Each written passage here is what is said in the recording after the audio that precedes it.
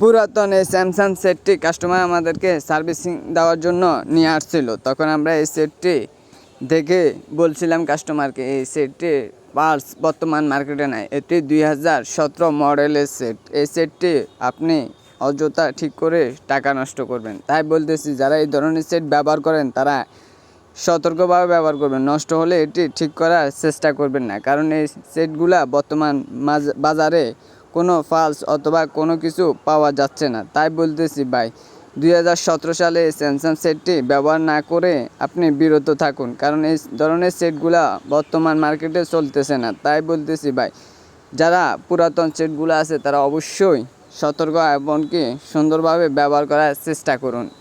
অযথা আপনি এগুলো হেলে রাখবেন না, তাহলে আপনি আপনার পকেট থেকে অর্থ খরচ হবে, কিন্তু সেটটি ভালোভাবে অ্যাকুরেটভাবে চলবে না। এছাড়াও এখানে নেট চলার সম্ভাবনা খুবই কম, কারণ এগুলা 4G অথবা 5G নেটওয়ার্ক নেই।